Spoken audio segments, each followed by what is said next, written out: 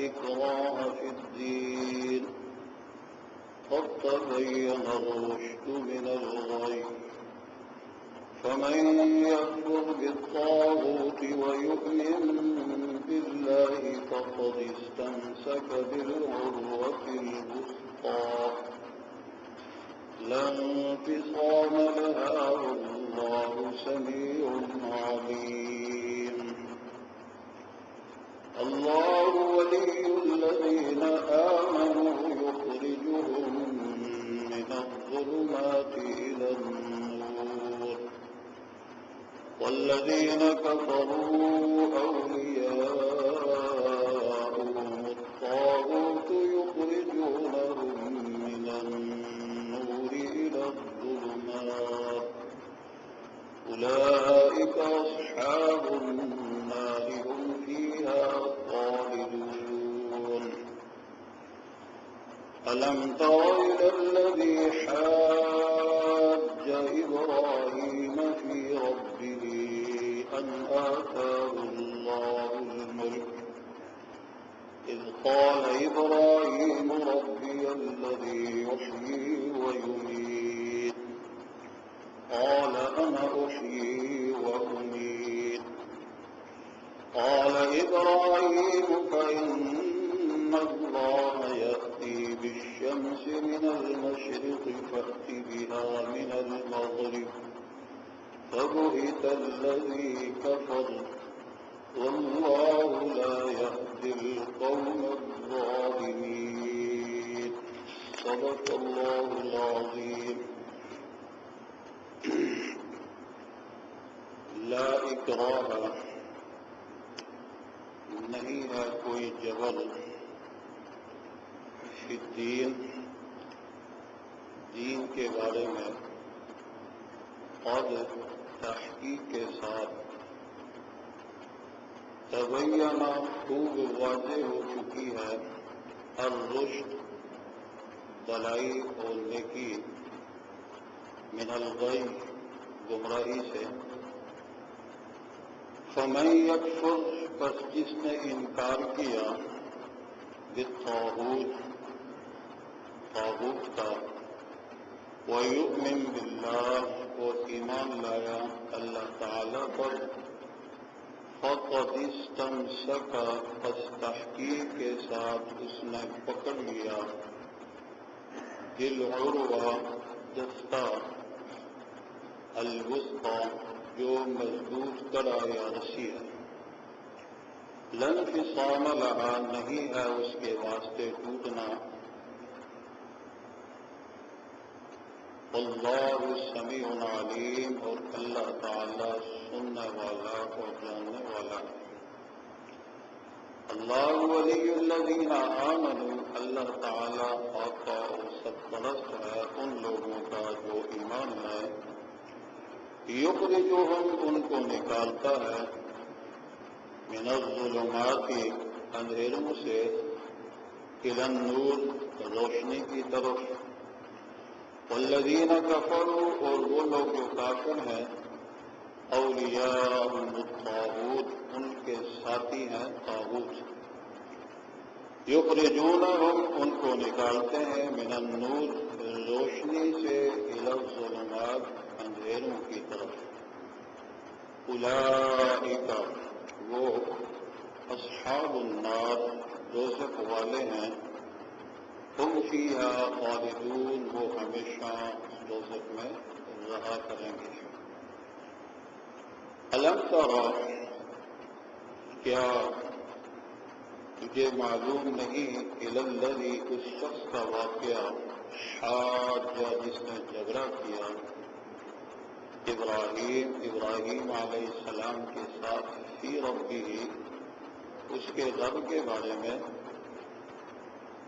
ان اس لیے جھگڑا کیا آتا اللہ الملک کہ اللہ تعالی نے اس کو ملک دیا تھا اذ قال ابراہیم جب کہا حضرت ابراہیم علیہ السلام نے ربی الذی میرا رب وہ ہے یحیی جو زندہ کرتا ہے ویمیت اور مارتا ہے قال اس شخص نے کہا انا احیی و امیت، میں بھی زندہ کرتا ہوں اور مارتا ہوں۔ قال ابراہیم، فرمایا ابراہیم علیہ السلام نے فإن اللہ، بس بے شک اللہ تعالی یاتی لے آتا ہے بالشمس سورج کو من المشرق مشرق کی طرف سے فأتی بہا پس تو لے اس کو من المغرب مغرب کی طرف سے فبہت الذی پس حرام کر دیا گیا وہ شخص کفر جو کافر تھا، واللہ اور اللہ تعالی لا یہدی نہیں ہدایت دیتا القوم الظالمین ظالم قوم کو۔ یہ تھا ان الفاظ کا تلاوت کرتا آیات کا لفظی ترجمہ۔ اس سے پہلے گزشتہ درس میں قرآن کریم کی سب سے بڑی آیت کریمہ جس کی بڑی فضیلت ہے آیت الکرسی، تو اس کا ترجمہ رہ گیا تھا۔ ان آیات کریمہ کا ترجمہ کرنے کے بعد پھر انشاءاللہ آگے آیت الکرسی جو ہے، یہ جیسا میں نے گزشتہ عرض کیا تھا، یہ وہ آیت کریمہ ہے کہ جس کے متعلق نبی کریم صلی اللہ تعالی علیہ وسلم نے بڑے فضائل بیان فرمائے۔ فرمایا جو شخص ہر نماز کے بعد آیت الکرسی پڑھتا ہے تو اس کے اور جنت کے درمیان میں صرف جو رکاوٹ ہے وہ موت ہے۔ اللہ رب العالمین جب انسان سارے باقی اللہ کی طرف سے جو فرائض عائد کرتا ہے اس کی پابندی کرتے ہوئے صرف آیت الکرسی نہیں، اور آپ صلی اللہ علیہ وسلم نے فرمایا کہ جو شخص ان آیات مبارکہ کی تلاوت کرتا ہے، اگر صبح کو پڑھتا ہے تو شام تک اللہ تعالیٰ اس کی حفاظت فرماتے ہیں، اور اگر شام کو پڑھتا ہے تو صبح تک اللہ اس کی حفاظت فرماتے ہیں۔ اس پہ بات کی تھی۔ تو ان آیات مبارکہ کا ترجمہ یہ ہے، اللہ فرماتے ہیں اللہ لا الہ الا ہو، اللہ تعالی ہی ہے، اس کے بغیر کوئی الہ نہیں، الہ عبادت کے لائق صرف اللہ کی ذات ہے۔ الحی ہمیشہ سے زندہ ہے، یعنی اس پر موت نہ آئے گی، نہ اللہ رب العالمین کی ذات کی کوئی ابتدا ہے نہ کوئی انتہا ہے۔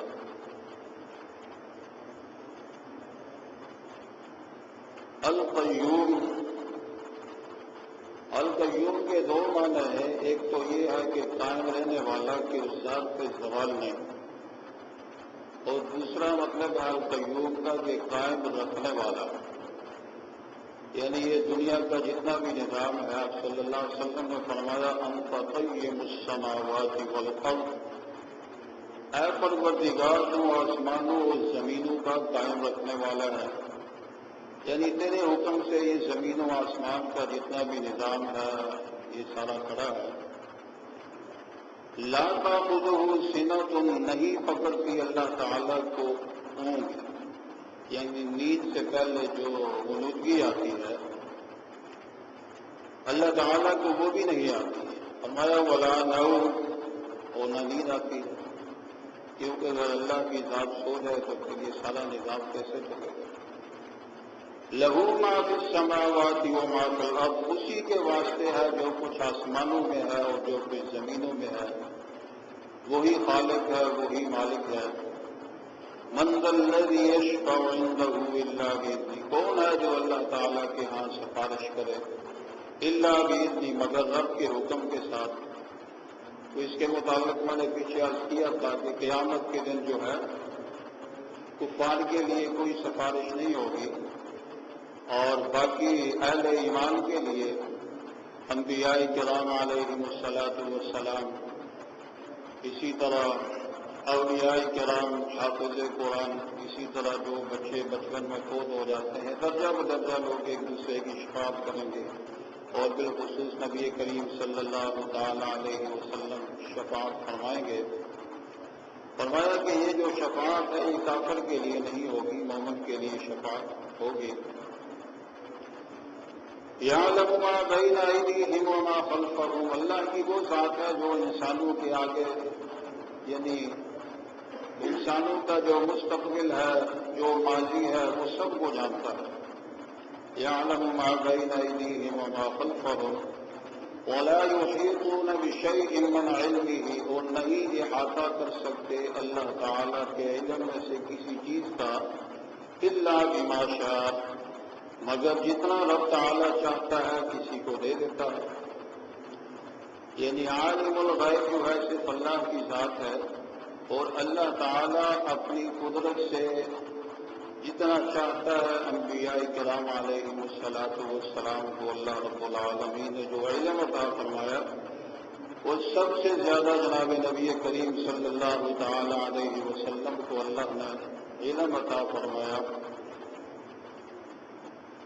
جنہیں اخبار الغیب یا انباء الغیب اللہ فرماتے ہیں سورہ یوسف میں، تلک من انباء الغیب نوحیہا الیک، یہ سب غیب کی خبریں ہیں جو ہم آپ کی طرف وحی کرتے ہیں۔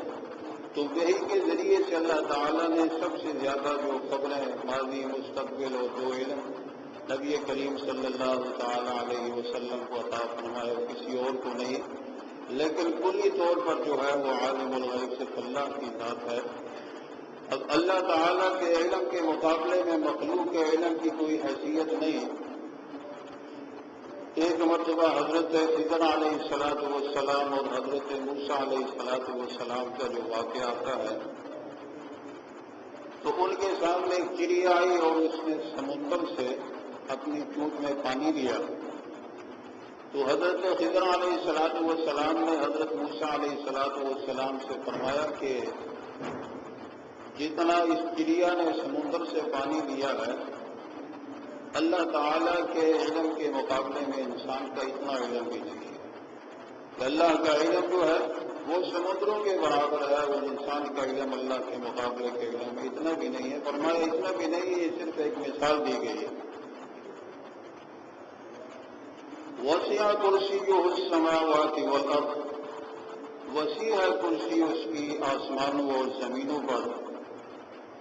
یہ 7 آسمان ہے، اس کے اوپر اللہ رب العالمین کی کرسی ہے، اس کے اوپر عرش ہے، اور روایت میں آتا ہے کہ اللہ تعالیٰ کی کرسی کے مقابلے میں یہ 7 آسمان و زمین جو ہے یہ اتنے چھوٹے سے ہیں کہ جیسے ایک بہت بڑا میدان ہو اور اس میں ایک چھوٹی سی چیز رکھ دی جائے، کوئی کڑا رکھ دیا جائے، کوئی چھوٹی سی چیز۔ اللہ تعالیٰ کی کرسی کے مقابلے میں بس یہ 7 زمینوں آسمان جو ہے اتنے چھوٹے سے ہیں۔ یعنی اللہ رب العالمین کا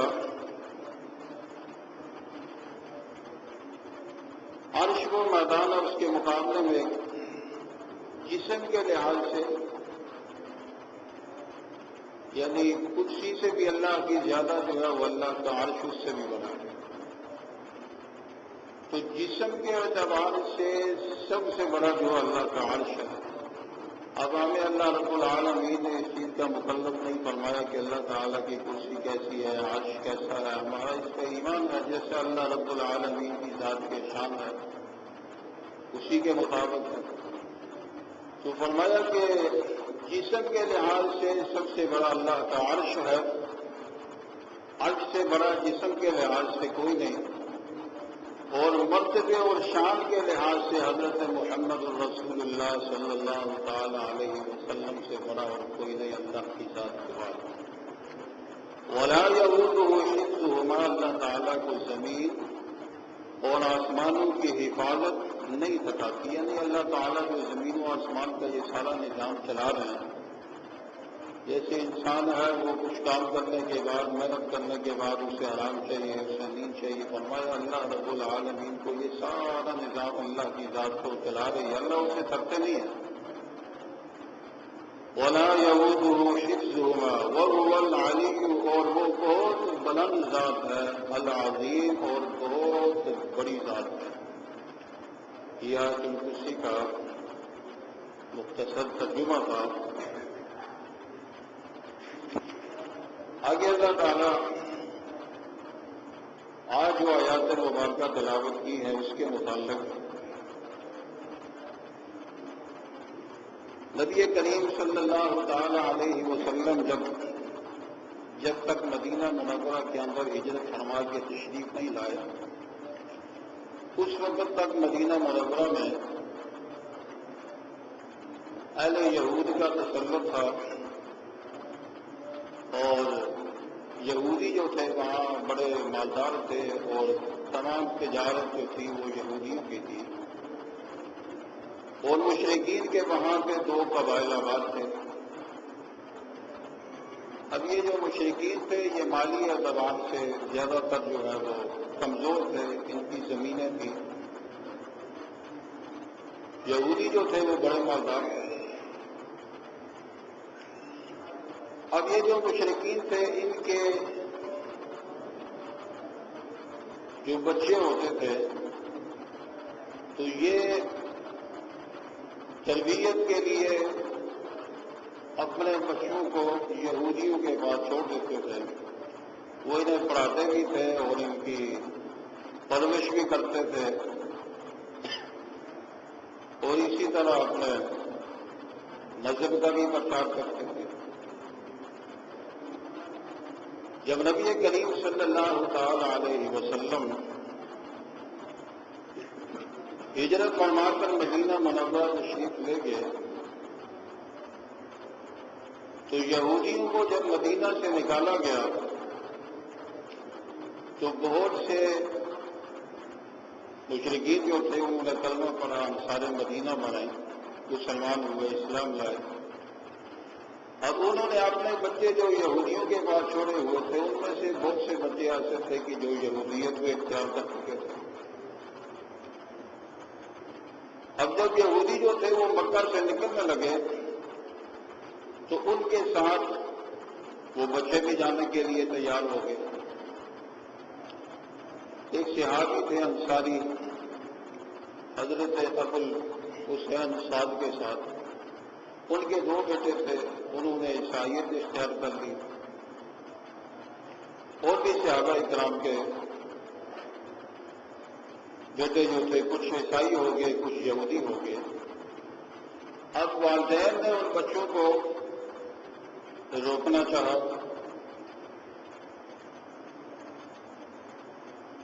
وہ جو تھے جا رہے تھے۔ جب والدین نے زبردستی کی تو بچے نہیں مانے۔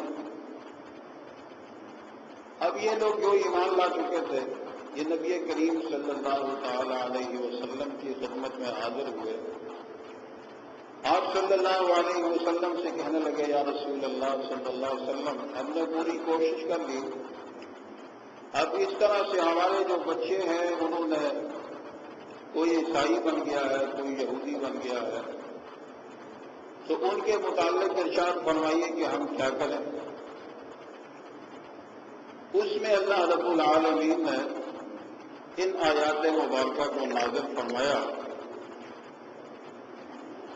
اللہ تعالیٰ نے فرمایا کہ لا اکراہ فی الدین، دین میں کوئی جبر نہیں، یعنی تبلیغ ہے، ترغیب ہے، انہیں سمجھانا ہے، لیکن فرمایا کہ ان کے اوپر زبردستی نہیں کی جا سکتی۔ لا اکراہ فی الدین، دین میں کوئی جبر نہیں۔ اب فرمایا جبر اس لیے نہیں ہے کہ قد تبین الرشد، تحقیق کے ساتھ ہدایت واضح ہو چکی ہے، من الغی، گمراہی سے، یعنی اللہ تعالیٰ نے انبیاء کرام علیہ السلام کو دنیا میں مبعوث فرمایا، اللہ نے کتابیں نازل فرمائی، ہدایت بالکل واضح ہو گئی، گمراہی بالکل واضح ہے۔ انہیں بتا سکتے ہیں، تبلیغ کر سکتے ہیں، ان کے عقائد کی جو برائیاں ہیں وہ بیان کر سکتے ہیں، انہیں ترغیب دے سکتے ہیں، لیکن زبردستی انہیں منع نہیں کر سکتے۔ اب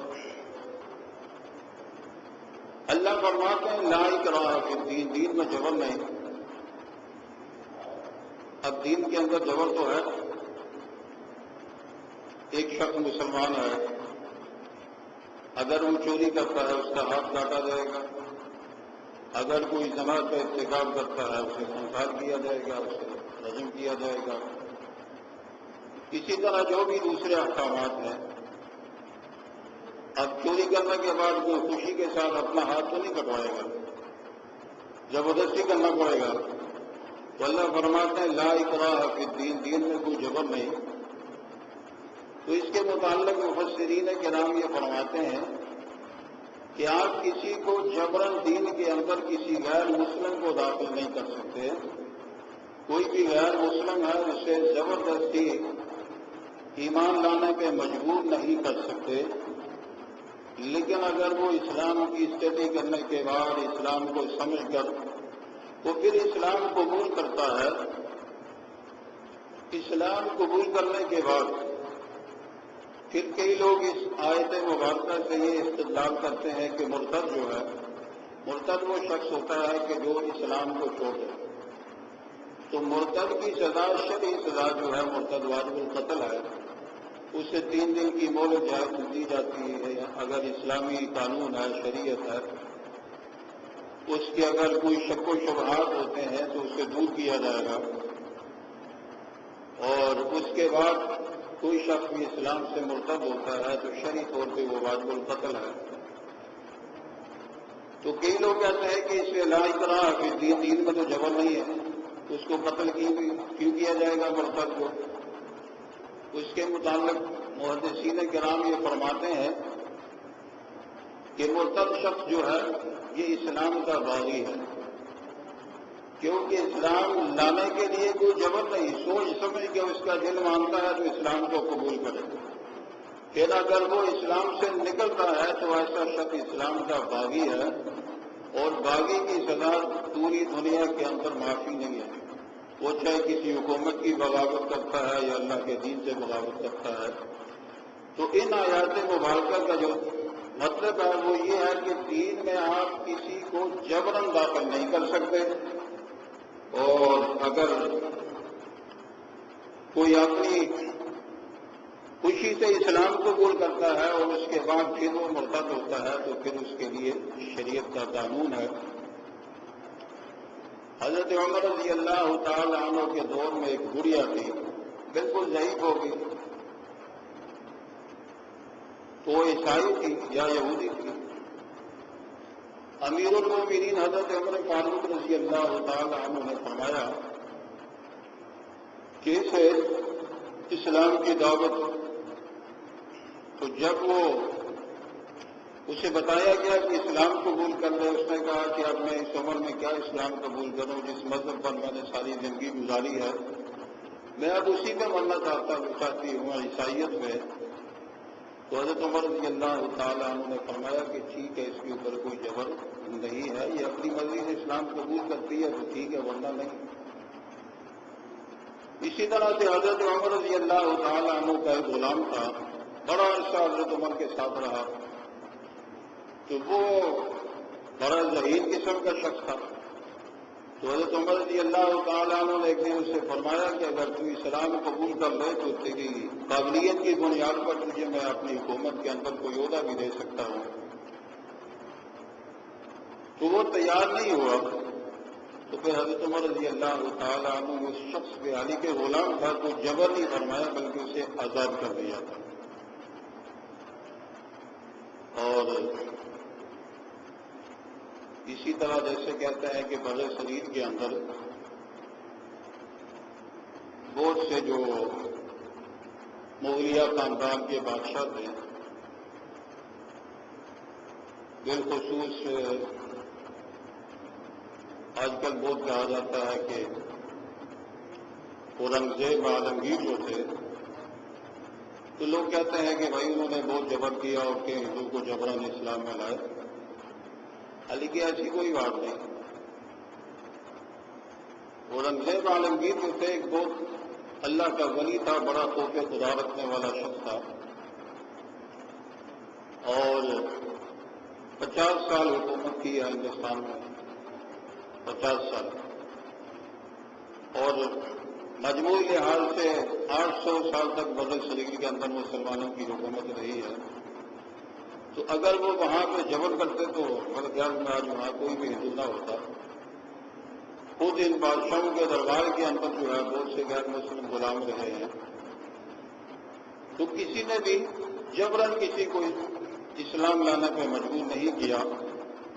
اور یہی مطلب ہے ان آیات کا کہ لا اکراہ فی الدین، دین میں کوئی جبر نہیں. اس لیے جبر نہیں ہے کہ جب اللہ تعالیٰ نے حق کو بالکل واضح فرما دیا، باطل کو واضح فرما دیا، بتلا دیا، تو اس کے بعد انسان کو اختیار دیا تھا. انسان کو اللہ تعالیٰ نے مجبور پیدا نہیں فرمایا، بلکہ دونوں راستے بھی بتلا دیے، من شاء فلیکفر ومن شاء فلیؤمن ومن شاء فلیکفر. جو چاہے ایمان لائے، جو چاہے کفر اختیار کرے. اللہ نے ذہن دیا، سمجھ دی، انبیاء کرام علیہ الصلوۃ والسلام کو مبعوث فرمایا، اللہ نے قرآن نازل فرمایا. اب اس کے بعد جو ہے کسی پہ جبر نہیں.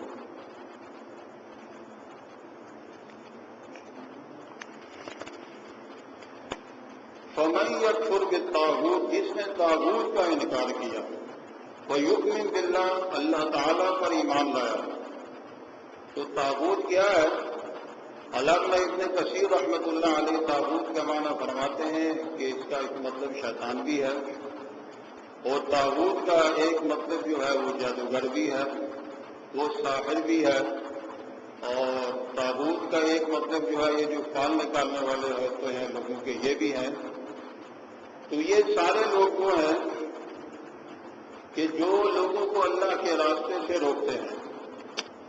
اور حضرت امام مالک رحمۃ اللہ علیہ فرماتے ہیں کل ما یعبد من دون اللہ، اللہ تعالیٰ سے علاوہ جن کی عبادت کی جائے، مثلا لات ہے، منات ہے، عزا ہے اس زمانے کے، وہ فرمایا کہ یہ سب طاغوت ہے. اور مومن کا فریضہ ہے کہ طاغوت کا انکار کرے، یعنی شیطان کا انکار کرے. اسی طرح یہ جادوگر جو ہے، یہ ساحر ہیں، یہ فال نکالنے والے ہیں، تو یہ سب جو ہے یہ شیطانی راستے ہیں. وَيُؤْمِن بِاللَّهِ، اور اللہ تعالیٰ پر ایمان لایا. جس نے طاغوت کا انکار کیا اور اللہ کی ذات پر ایمان لایا، فَقَدِ اسْتَمْسَكَ بِالْعُرْوَةِ الْوُثْقَىٰ، پس تحقیق اس نے پکڑ لیا مضبوط کڑا یا دستک. یعنی جس طرح سے مثال ہے، بسوں میں سفر کرتے ہیں تو وہ اوپر میں کو لگا ہوتا ہے اس کو پکڑنے کے لیے، کیا کہتے ہیں اس کو؟ وہ چمڑا تھا. تو آدمی جب اس کو پکڑ لیتا ہے تو گرتا نہیں. اسی طرح اللہ رب العالمین ارشاد فرماتے ہیں کہ اللہ تعالیٰ کا فضل ایسا ہے کہ جب اسلام کی رسی کو مومن پکڑ لیتا ہے تو پھر وہ گرتا نہیں ہے، وہ گمراہی کی طرف نہیں جاتا. فَقَدِ اسْتَمْسَكَ بِالْعُرْوَةِ الْوُثْقَىٰ لَا انفِصَامَ لَهَا، اس دستے کے لیے ٹوٹنا نہیں ہے. تو جس نے اس دستے کو پکڑ لیا اللہ تعالیٰ کے ساتھ فضل و کرم سے، وہ محفوظ رہے گا. جس نے اسلام کے دستے کو، شریعت کے دستے کو پکڑ لیا، فرمایا کہ وہ مضبوط رہے گا، وہ ثابت قدم رہے گا. طاغوت کے راستے کو چھوڑ دیا، اللہ کے راستے کو پکڑ لیا. فَمَن يَكْفُرْ بِالطَّاغُوتِ وَيُؤْمِن بِاللَّهِ فَقَدِ اسْتَمْسَكَ بِالْعُرْوَةِ الْوُثْقَىٰ لَا انفِصَامَ لَهَا، اس دستے کے لیے ٹوٹنا نہیں ہے. واللہ سمیع علیم، اور اللہ تعالیٰ سنتا بھی ہے اور جانتا بھی ہے. اللہ ولی الذین، اللہ تعالیٰ آقا ہے، مددگار ہے ان لوگوں کا، آمنوا، جو ایمان لائے. ولی کا معنی مددگار بھی ہے، ولی کا معنی دوست بھی ہے، ولی کا معنی رفیق بھی ہے. تو یہاں پہ فرمایا کہ اللہ ولی الذین آمنوا، اللہ تعالیٰ مددگار ہے ان لوگوں کا جو ایمان لائے. یخرجہم من الظلمات، اللہ تعالیٰ ان کو اندھیروں سے، کفر سے، شرک سے، برائی کے اندھیروں سے نکال کر الن نور، نور کی طرف، روشنی کی طرف، نور ایمان، نور اسلام، نور توحید اور حق کی طرف اللہ بلاتے ہیں۔ والذین کفروا، اور وہ لوگ جو کافر ہیں، اولیاؤہم الطاغوت، ان کے ساتھی اور دوست طاغوت ہیں، وہ شیطان کا گروہ ہے۔ یخرجونہم من النور الی الظلمات، وہ ان کو نکالتے ہیں روشنی کے اندھیروں کی طرف سے، ایمان سے کفر کی طرف لے جاتے ہیں۔ یعنی اللہ رب العالمین جن لوگوں کے مددگار ہیں اہل ایمان کے، تو اللہ تعالیٰ ان کو شرک اور کفر کے اندھیروں سے نکال کر توحید اور اسلام کی روشنی کی طرف آنے کی اللہ توفیق دیتے ہیں۔ اور طاغوت جو ہے شیطان، اس کے دوست، جادوگر، ساحر، بت پرست، یہ جتنے بھی ہیں، یہ لوگوں کو نور ایمان سے، اسلام سے نکال کر کفر کی طرف لے جاتے ہیں۔ اور اللہ فرماتے ہیں اولئک اصحاب النار، یہ لوگ ہیں دوزخ والے، یعنی جو طاغوت کی طرف دعوت دیتے ہیں، ہم فیہا خالدون، وہ ہمیشہ ہمیشہ دوزخ میں رہیں گے۔ آگے اللہ تعالیٰ نے ایک واقعہ بیان فرمایا ہے،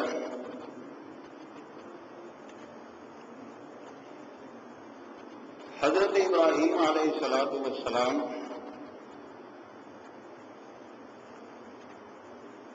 حضرت ابراہیم علیہ السلام جو تھے، یہ عراق کے اندر اس زمانے کا بابل ایک شہر تھا، جو کہ بغداد سے تقریباً 70-100 میل کے فاصلے پر تھا۔ بڑا شہر تھا، اس زمانے کا دارالخلافہ تھا۔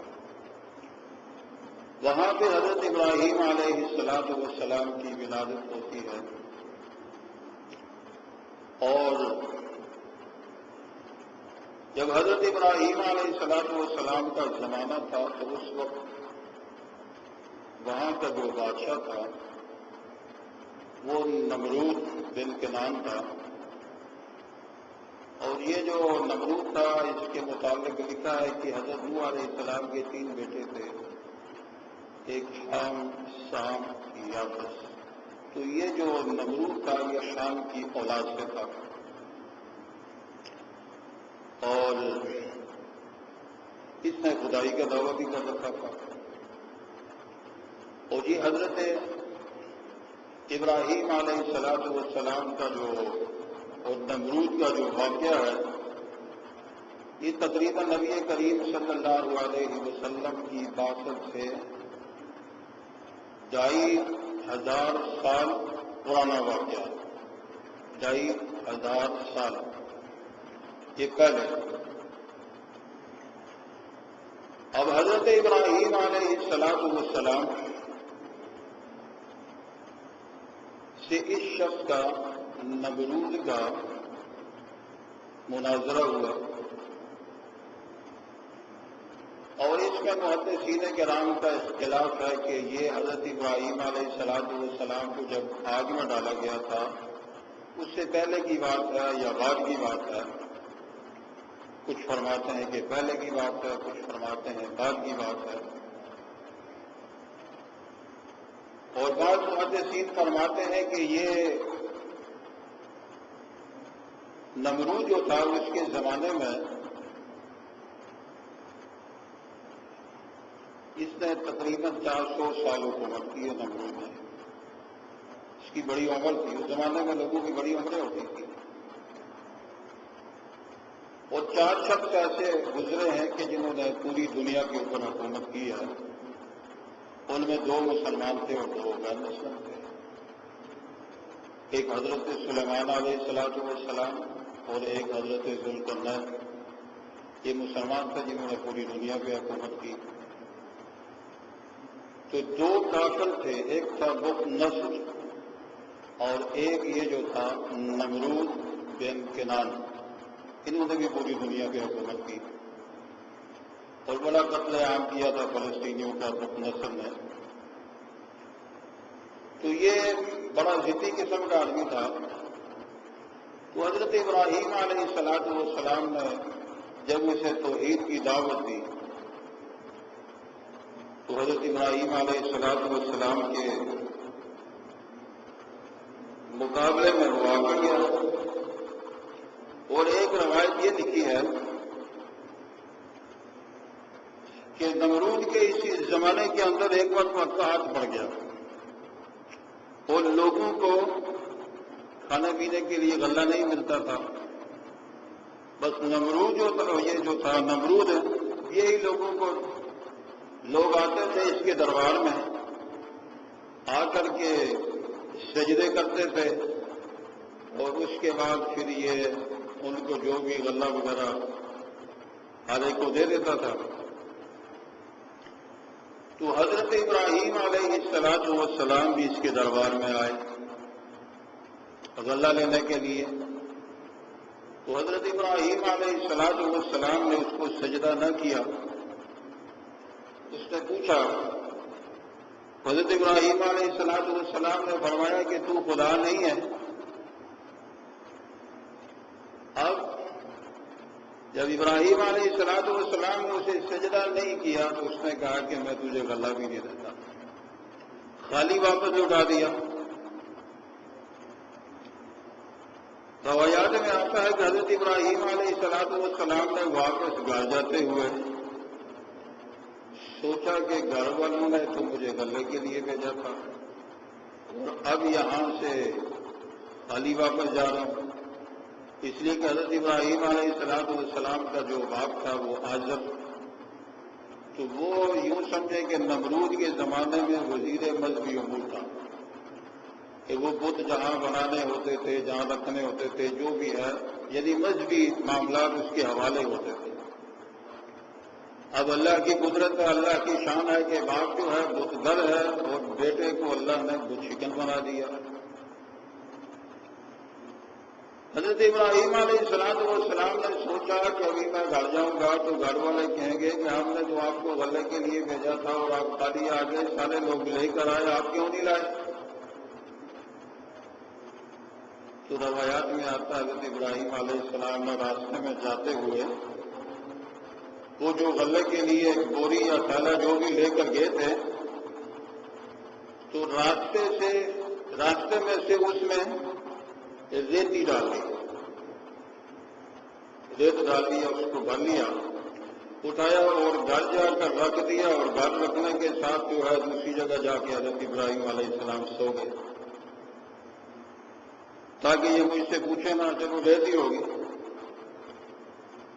تو لکھا ہے کہ حضرت ابراہیم علیہ السلام کی جو اہلیہ تھی, جو بیوی تھی, وہ تھی, انہوں نے اس کو کھولا, اس سے آٹا نکالا, روٹی بنائی اور حضرت ابراہیم علیہ السلام کو اٹھایا, فرمایا اٹھو کھانا کھا لو.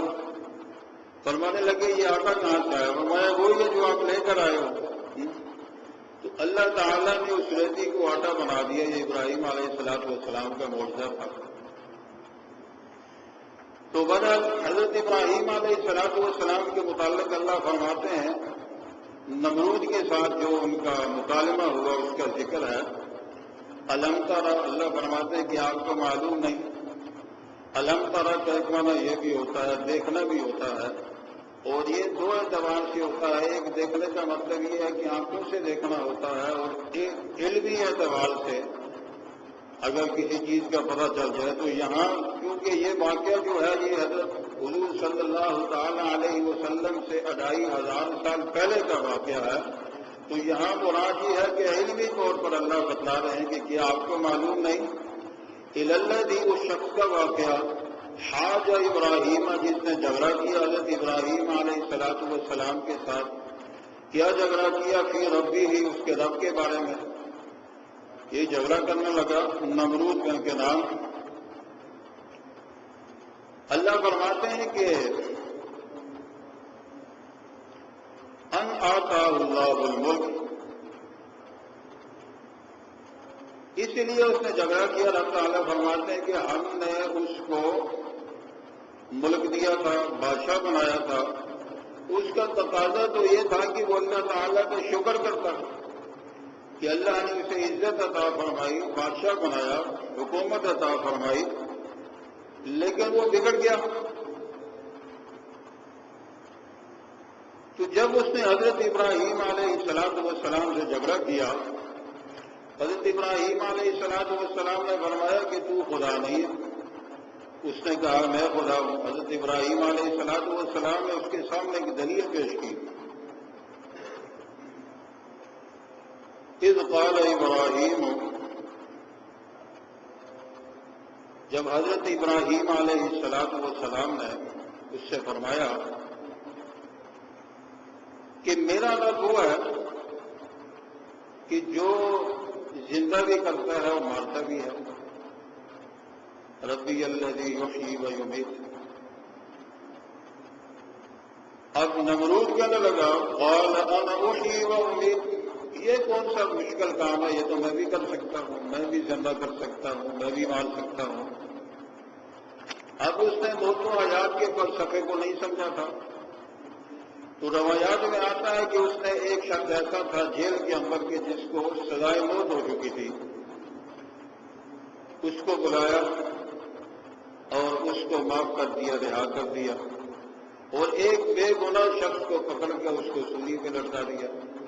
کہنے لگا ابراہیم علیہ السلام سے کہ یہ کون سا مشکل مسئلہ ہے، میں نے بھی ایک کو مار دیا، ایک کو زندہ کر دیا.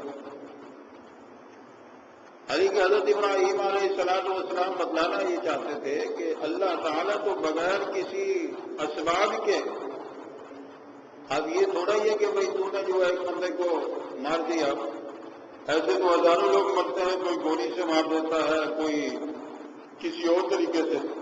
تو پھر تو یہ چور ڈاکو جتنے بھی ہیں لٹیرے سارے یہ خدا بن گئے. اللہ کی ذات تو وہ ہے کہ جو بغیر کسی سبب کے آدمی کو زندہ بھی کرتا ہے اور مارتا بھی ہے. اب جب نمرود نے اس فلسفے کو نہیں سمجھا تو حضرت ابراہیم علیہ السلام نے اس کے سامنے دوسری دلیل پیش کی. حضرت ابراہیم علیہ السلام نے فرمایا قال ابراہیم، فرمایا ابراہیم علیہ السلام نے فإن اللہ یأتی بالشمس من المشرق، بے شک اللہ تعالیٰ لاتا ہے سورج کو مشرق سے اور مغرب میں لے جا کر اللہ سورج کو غروب فرما دیتے ہیں. فرمایا تو اگر خدائی کا دعویٰ کرتا ہے فأتی بہا من المغرب، پس لا تم مغرب کی طرف سے سورج کو. امام راضی رحمۃ اللہ علیہ فرماتے ہیں کہ اگر اس وقت نمرود حضرت ابراہیم علیہ السلام سے یہ کہہ دیتا کہ یہ جو مشرق سے سورج طلوع ہوتا ہے مغرب میں غروب ہوتا ہے یہ تو میں کرتا ہوں، تم اپنے رب سے کہو کہ وہ مغرب سے سورج کو طلوع کرے اور مشرق میں غروب کر دے. تو امام راضی رحمۃ اللہ علیہ فرماتے ہیں کہ اللہ رب العالمین حضرت ابراہیم علیہ السلام کی تصدیق کرتے ہوئے سورج کو مغرب سے بھی طلوع کر سکتے ہیں. لیکن نمرود کو پتا تھا، وہ تو ضد کر رہا تھا. اب اس کے بعد اس نے کوئی اور دلیل پیش نہیں کی. اللہ فرماتے ہیں فَبُهِتَ الَّذِي كَفَرَ، کہ وہ جو تھا حضرت ابراہیم علیہ السلام کی یہ دلیل پیش کرنے کے بعد بس حیران ہو گیا وہ شخص، کیونکہ اس کے پاس وہ جواب نہیں تھا جو کافر تھا. اب اللہ رب العالمین کے سامنے یہ کون سی مشکل بات ہے. اب قرب قیامت کے قریب بھی سورج جو ہے وہ مغرب سے، مطلب لوگ دیکھیں کہ رات گزر رہی ہے، صبح نہیں ہو رہی، حیران ہوں گے، پریشان ہوں گے، بھائی آج سورج نہیں نکلا. تو پھر سورج کو اللہ مغرب سے طلوع کریں گے اور دوپہر تک سورج جو ہے وہ مغرب کی طرف سے طلوع ہو کر پھر اللہ حکم فرمائیں گے، پھر مشرق سے طلوع ہو کر وہ جو تاخیر ہوگی اس کو پورا کرتے ہوئے پھر مغرب میں غروب ہوگا. یہ قرب قیامت کی نشانی ہوگی. اس وقت توبہ کا دروازہ بند ہو جائے گا. اور روایات میں یہ آتا ہے کہ پھر اس کے بعد 120 سال کے بعد قیامت ہوگی جب سورج مغرب سے نکل آئے گا. تو اللہ کے سامنے تو کوئی مشکل نہیں. تو فرمایا فَبُهِتَ الَّذِي كَفَرَ، پس حیران ہو گیا وہ شخص جو کافر تھا. اللہ فرماتے ہیں واللہ لا یہدی القوم الظالمین، اللہ تعالی ہدایت نہیں دیتا ظالم قوم کو۔ جو قوم کفر اور شرک پر ڈٹی ہوئی ہو تو اللہ تعالیٰ زبردستی کسی کو ہدایت نہیں دیتے، اللہ انہیں ہی ہدایت دیتے ہیں جو ہدایت کو طلب کرتے ہیں۔ اللہ کی حقیقت الحمدللہ والحمدللہ